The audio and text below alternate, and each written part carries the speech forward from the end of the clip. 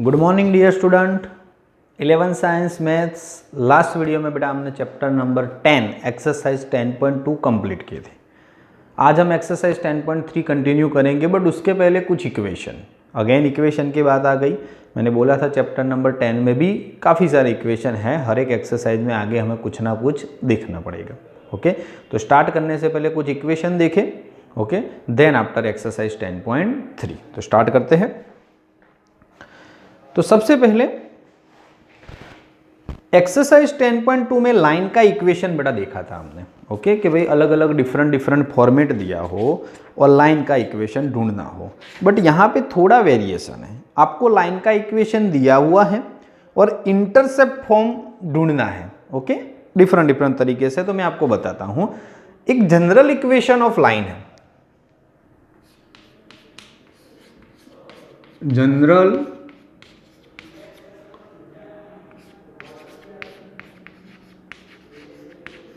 Equation of line, line का general equation. Okay, ऐसा A X plus capital B Y plus C is equal to 0। This is the general equation of line. अब different format में इसका utilize करना है। जैसे number 1 slope intercept form, slope intercept form.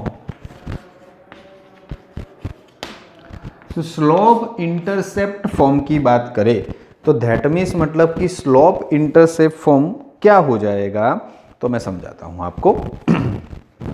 In short equation का purpose यही है। अब लाइन के इक्वेशन के ऊपर से हम स्लॉप ढूंढ सकते हैं, एक्स इंटरसेप्ट ढूंढ सकते हैं, वाई इंटरसेप्ट भी ढूंढ सकते हैं। ओके, बट ये जिस तरह का टाइटल दिया होता है ना, उसी हिसाब से कन्वर्जन करके हमें क्या करना पड़ता है, ढूंढना पड़ता है। ओके, चलो यहाँ पे कैपिटल ए है वो एक्स का कोएफिशिएंट है, कैपिटल बी है वो वाई का है, एंड सी है वो क्या है हमारे पास, कांस्टेंट। तो स्लॉप इंटरसेप्ट फॉर्म के लिए वाई को सब्जेक्ट बनाना है। किसको सब्जेक्ट बनाना है? वाई को सब्जेक्ट बनाना है। तो देखिएगा, मैं यहाँ से b Y is equal to, ये सामने जाएंगे तो माइनस हो जाएंगे, minus a x minus c. मुझे पर्टिकुलर y को सब्जेक्ट बनाना है तो b से डिवाइड करना पड़ेगा। तो पहले के नीचे भी b आएगा और दूसरे के नीचे भी b आएगा। आया? अब इसकी कंपैरिजन एक जनरल ऐसा इक्वेशन था, y is equal to M X plus C, एक स्टैंडर्ड इक्वेशन है। ओके, इसके साथ कंपैरिजन करो तो m दैट मीन्स स्लॉप और c दैट मीन्स इंटरसेप्ट। क्या मिलेगा? c that means intercept. Okay, तो हमारे पास ये इक्वेशन के लिए स्लोप m क्या मिला, तो minus a by b. Okay, और इंटरसेप्ट हमें टाइटल दिया हुआ है स्लोप इंटरसेप्ट फॉर्म। क्या दिया हुआ है? Slope intercept form. तो y को सब्जेक्ट बनाया है तो इंटरसेप्ट भी y का मिलेगा, y इंटरसेप्ट।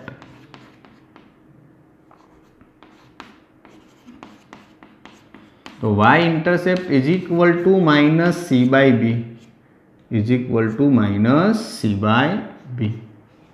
क्लियर? चलो, तो m is equal to minus a by b and y intercept is equal to minus c by b, x का कोएफिशिएंट एंड कांस्टेंट। ओके, ये बुक में मांगा था इसीलिए मैंने बनाया, बट मैं बेसिकली आपको एक दूसरी ट्रिक भी सिखाऊं इजी और करके। हमें किसी में जाने की जरूरत नहीं है। हमारा लाइन का इक्वेशन बताओ क्या है, X plus B Y plus C is equal to 0। क्या है हमारे पास? X plus B Y plus C is equal to 0। Okay, चलो, तो सबसे पहले उसको इसके ऊपर से भी एक्स इंटरसेप्ट, वाई इंटरसेप्ट सब कुछ मैं कवर अप करवाता हूं आपको। तो देखिएगा, पहले कांस्टेंट को सामने जाने दो। X plus B Y is equal to minus C, constant सामने जाएगा तो क्या हो जाएगा, X plus B Y is equal to minus C. चलो आगे। तो एक काम करते हैं, चलो सी को भी नहीं यही रखो, उसी में से डायरेक्ट बता देता हूं सीधा इक्वेशन। ओके, तो लाइन के ऊपर से इक्वेशन क्या, तो slope is equal to compulsory minus x का coefficient a divide by y का कोएफिशिएंट b, तो सीधा स्लोप मिल जाएगा minus a by b. Then after x intercept is equal to constant minus compulsory constant by x का coefficient, तो c by a। फिर y intercept is equal to minus constant by b, तो minus c by b. चलो समझ में आया कि नहीं? तीनों के तीनों इजी, वही कॉपी पेस्ट होगा। देखो y इंटरसेप्ट है माइनस सी बाई बी, तो ये ना लिखो और सीधा ये लिखो तो भी कोई इश्यू नहीं है। तो टेक्स्ट बुक में दिया है तो मैंने मेथड सिखाई, अदरवाइज तो डायरेक्टली हम कर सकते हैं, कोई इश्यू नहीं। अगेन इक्वेशन है लाइन का, तो उसके ऊपर से स्लोप ढूंढना है, तो माइनस तो तीनों में आएगा, x का कोएफिशिएंट डिवाइड बाय y का कोएफिशिएंट, x इंटरसेप्ट तो minus constant divide by x का minus constant divide by y का। दूसरा स्लोप इंटरसेप्ट फॉर्म हमारा कंप्लीट हुआ। फिर दिया हुआ है नॉर्मल इंटरसेप्ट फॉर्म। क्या दिया हुआ है? Intercept form. Intercept form equation form में इसीलिए दिखा रहा हूं, कभी कभार आपको मतलब कि बोले कि इस फॉर्म में रिप्रेजेंट करो और उसके बाद करो तो हमें पता चले, वरना तो हम डायरेक्टली अपने हिसाब से कर सकते हैं। ओके चलो, तो इंटरसेप्ट फॉर्म हमें दे दिया है, तो अकॉर्डिंग टू द लाइन का इक्वेशन तो वही है, ax plus B Y plus C is equal to 0। This is the intercept form. Okay चलो, सबसे पहले c को सामने लेके जाओ, तो ऐसा होगा ax plus B Y is equal to minus, सबको माइनस सी से डिवाइड करो। ओके तो ax के नीचे माइनस सी, बी वाई के नीचे माइनस सी, क्योंकि सामने 1 चाहिए। Now x is equal to ऐसा लिख सकते हैं minus c by a, y के नीचे ऐसा लिख सकते हैं minus c by b is equal to 1। तो x के नीचे आया वो x इंटरसेप्ट, तो x intercept is equal to minus c by, घूम फिर के आंसर तो ये तीनों का ही आने वाला है, पर ये फॉर्म में कन्वर्ट किया हमने। और y intercept is equal to minus c by b, तो इंटरसेप्ट फॉर्म में कन्वर्ट किया और आंसर लाए। ऐसा ही यहाँ पे स्लोप इंटरसेप्ट फॉर्म में कन्वर्ट किया, y को सब्जेक्ट बना के, फिर x के पास जो मिला वो स्लोप और कांस्टेंट मिला वो हमारा y इंटरसेप्ट, तो y is equal to mx plus C. तीसरा नंबर 3 टाइटल है हमारे पास नॉर्मल फॉर्म। ओके क्या है हमारे पास? Normal form. ओके इक्वेशन पहले अच्छे से समझ लेते हैं।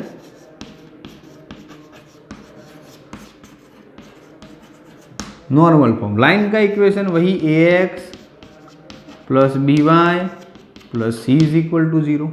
ओके चलो, तो लाइन का इक्वेशन वही है, बट नॉर्मल फॉर्म के लिए इक्वेशन हमको चाहिए, तो हमने पहले भी सीखा था। ओके ऐसा x cos omega plus y sine omega plus y sine omega is equal to p था। क्या था? Is equal to p। Clear? Okay तो इसमें हमारा आगे तो ठीक था कि ओमेगा सीधी वैल्यू रख देते थे और पी भी वैल्यू रख देते थे, बात खत्म। यहाँ पे ओमेगा एंड पी कैसे रखना है तो उसका पर्टिकुलर मेथड है। ऐसा कॉस ओमेगा ऐसे रखना है आपको बेटा, प्लस और माइनस एक्स का कोएफिशिएंट ए लेना है, नीचे compulsory a square plus B square. उसी तरह साइन ओमेगा तो प्लस और माइनस बी लेना है, नीचे compulsory a square plus B square.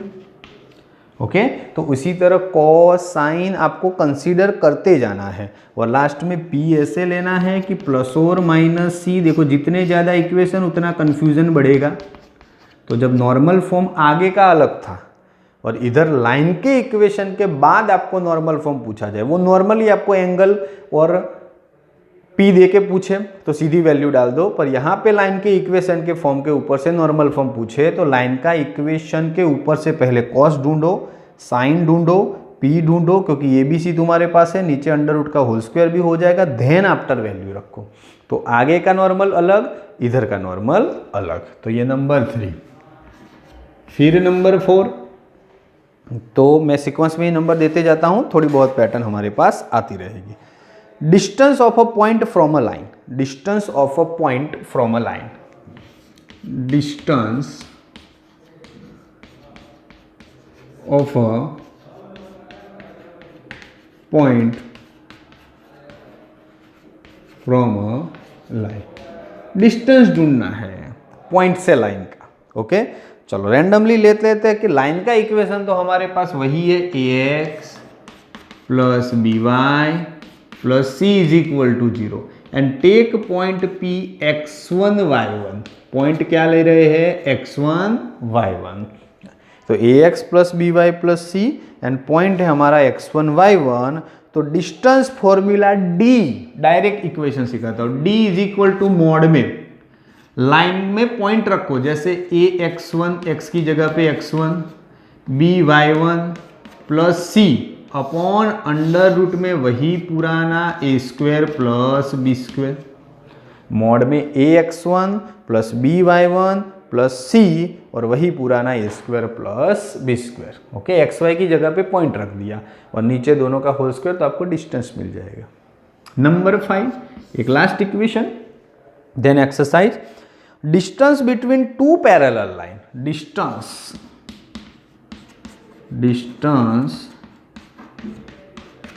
Between two, क्या बोला है, parallel line.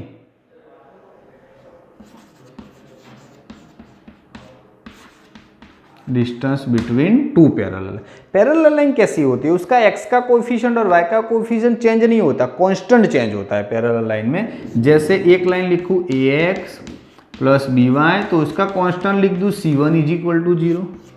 Same thing ax plus B Y plus c2 is equal to 0। तो दोनों का कांस्टेंट डिफरेंट आया। तो distance between two parallel line d is equal to mod में दोनों कांस्टेंट का minus c1 minus c2 upon under root में दोनों का a भी सेम होगा और दोनों का b भी सेम होगा, तभी तो उसको पैरेलल लाइन बोलते हैं। क्या बोलते हैं, पैरेलल लाइन। बोलो आ गया समझ में बेटा। ओके तो टोटल हमने 5 इक्वेशन सीखे। कितने इक्वेशन सीखे, 5। अगेन सिखाता हूं। ओके दो चीज, पहले तो मतलब कि क्या है, general equation of the line ax plus B Y plus c, तो उसका slope intercept form, slope intercept form line के ऊपर से डायरेक्ट ढूंढना है। तो y को सब्जेक्ट बनाओ, जो x का कोएफिशिएंट आएगा वो हमारा स्लोप बनेगा और जो कांस्टेंट हमारे पास पीछे जो बचेगा वो हमारा y इंटरसेप्ट बनेगा। क्लियर।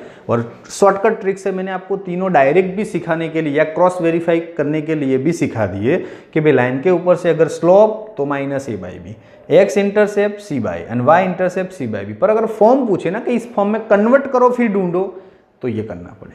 दूसरा इंटरसेप्ट फॉर्म पूछे तो कांस्टेंट को सामने लेके जाओ, वही कांस्टेंट से डिवाइड करो, तो आपको x के नीचे मिलेगा वो x इंटरसेप्ट, y के नीचे मिलेगा वो y इंटरसेप्ट। नॉर्मल फॉर्म पूछे तो ax plus B Y plus c को है तो पहले कॉस ओमेगा कैसे ढूंढना है, तो a अपॉन अंडर रूट में a square plus B square वो कॉस ओमेगा देगा, प्लस और minus b upon under root में a square plus B square वो साइन ओमेगा देगा, और कांस्टेंट p फिर तीनों की वैल्यू मिल जाए वो इसमें रखो, तब जाके आपको मतलब कि मिलेगा normal form. Clear. Distance a point from a line. Okay line का इक्वेशन पॉइंट के फॉर्म से मतलब कि डिस्टेंस, तो लाइन वही है, पॉइंट p x1 y1 है तो डिस्टेंस d, तो mod a x1 b y1 plus c under root a square plus B square. और same thing distance between two parallel line, तो पैरेलल लाइन में constant ही change होते हैं, x और y का कोएफिशिएंट x y तो सेम ही रहते हैं, तो c1 माइनस c2 दोनों कांस्टेंट का माइनस और नीचे अंडर रूट में a square plus B square. थोड़ा टाइम है, स्पेस भी है, तो एक्सरसाइज 10.3 पे स्टार्ट करते हैं। शायद पहले इक्वेशन का रिवीजन होगा, उसमें एग्जाम्पल नंबर 1, उसमें 1, टोटल 3 है। क्या है title, reduce the following equation into slope intercept form, that means number 1, and find their slope and y intercept. तो उसी में स्लोप एंड y इंटरसेप्ट ही पूछते हैं, ये मेथड में दो ही चीज मिलती है। तो स्टार्ट करते हैं, x plus 7y is equal to 0। पहला x plus 7y is equal to 0, constant है ही नहीं, कोई इश्यू नहीं, जो है उसी को मान के चलो। चलो कांस्टेंट मतलब कि हमारे पास बात करें तो x plus 7y is equal to 0। चलो तो सबसे पहले y के फॉर्म में कन्वर्ट करना है बेटा, तो पहले 7y इधर रखो, x सामने जाने दो, फिर पूरा y को सब्जेक्ट बनाओ, तो -1/7 से डिसाइड। अब स्टैंडर्ड फॉर्म यही y is equal to mx plus c के फॉर्म में। ओके तो y is equal to mx plus c, तो ये हमारा m कौन है, x का कोएफिशिएंट -1/7, दैट मीन्स स्लोप क्या मिला, -1/7। और c तो कुछ नहीं है, दैट मीन्स कुछ ना हो तो 0 लिख देने का। क्लियर, कुछ ना हो तो 0। तो c क्या देता है हमें, y इंटरसेप्ट देता है। क्या देता है, y इंटरसेप्ट। तो y intercept is equal to 0। Okay, वैसे हमारी मेथड से भी ढूंढो। चलो स्लोप इसका डायरेक्ट था ना, तो -a/b, तो a कौन, x का कोएफिशिएंट, तो 1, b कौन 7, माइनस तो बाय डिफॉल्ट आएगा। चलो देन आफ्टर क्या ढूंढना था, y इंटरसेप्ट चाहिए ना, तो y intercept that means minus constant by b, constant है ही नहीं, न्यूमरेटर 0, पूरी सिस्टम 0, बाय b तो 7 है पर कोई मीनिंग नहीं। कंप्लीट। ओके, आगे बढ़े। उसी में नंबर 2, क्योंकि उसके ही 3 है। क्या है नंबर 2 में, 6x + 3y - 5 = 0। 6x + 3y - 5 = 0। चलो पहले तो हमें y को सब्जेक्ट बनाना है, बाकी सबको सामने जाने दो। ओके, 6x सामने जाएगा तो -6x, -5 सामने जाएगा तो प्लस। अब 3 से डिवाइड करो तो -2x + 5/3। चलो कंपेरिजन, y = mx + c, तो m है वो स्लोप देता है, तो स्लोप = -2, c है वो y इंटरसेप्ट देता है, तो y इंटरसेप्ट एक बार करने के बाद इजी लगेगा। 5/3 साइन के साथ लिखने का, प्लस हो तो प्लस, माइनस हो तो माइनस। तीसरे में भी y को ही सब्जेक्ट बनाने का, क्योंकि तीनों पैटर्न सेम है। क्वेश्चन इज दैट y = 0, बिल्कुल रेडी सेटअप है, y = 0। बस, तो और कोई सब्जेक्ट बनाए ना ही नहीं, सीधा कंपेरिजन कर दो। y = mx + c, तो कहीं है तुम्हारा x वाला कंपोनेंट, ओके है ही नहीं, दैट मीन्स मतलब कि क्या हो जाएगा, कंपोनेंट ही अवेलेबल नहीं है हमारे पास, तो 0। दैट मीन्स स्लोप, कुछ कंपोनेंट ही नहीं है, तो इसको मतलब कि ऐसे लिखना है तो भी लिख दो, y = ओके mx वाला, तो दैट मीन्स 0 + 0, तो mx वाला भी 0, that means slope 0। Okay, c constant भी 0, दैट मीन्स y इंटरसेप्ट भी 0, क्योंकि सामने सब कुछ 0 है तो कुछ फर्क नहीं पड़ेगा। अगेन चलो बेटा एक बार और छोटा सा रिवीजन। ओके, इक्वेशन तो 2 बार समझा दिए। 10.3 में एग्जांपल नंबर 1, आपको जो चीज दी हुई है उसमें से y सब्जेक्ट बनाओ।